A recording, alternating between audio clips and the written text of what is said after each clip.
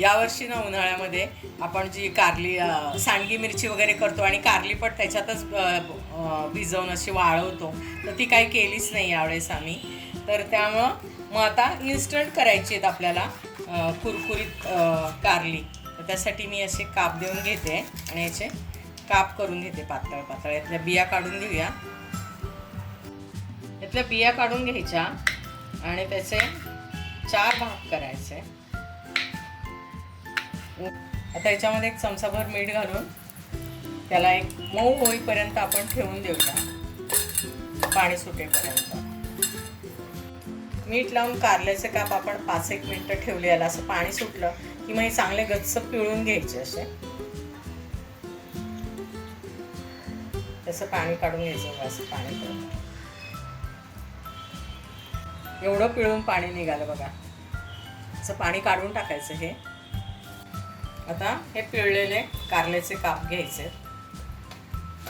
त्याच्यामध्ये हा आहे गोडा मसाला, लाल तिखट, नंतर हा चाट मसाला आहे. आमचूर पावडर घातली तरी चालेल, पण मी घातलाय चाट मसाला. हिंग आहे, हळद आहे आणि हे बेसन आहे. 1 चमचा बेसन पीठ टाकलं आणि 1 चमचा तांदूळाचं पीठ टाकायचं आणि हे लावून थोडा वेळ ठेवूया आपण. परत थोडंसं बेसन पीठ तांदूळाचं पीठ टाकायचं आणि आता लगेच हे तळून घ्यायचं.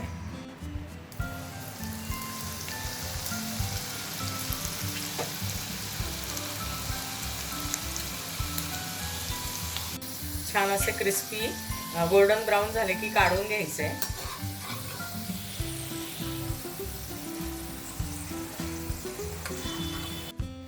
उन्हाळ्यामध्ये जर आपण कारल्याचं वाळवण केलं नसेल तर अशी कुरकुरीत कारली इन्स्टंट सुद्धा आपल्याला करता येतात. खूप छान क्रिस्पी झाली आहेत अगदी.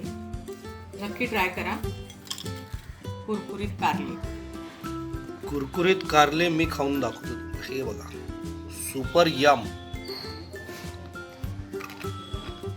मस्त क्रंची. वा, अप्रतिम. हा हा, आता मी थांबत नाही. नक्की करून बघा. अमेझिंग.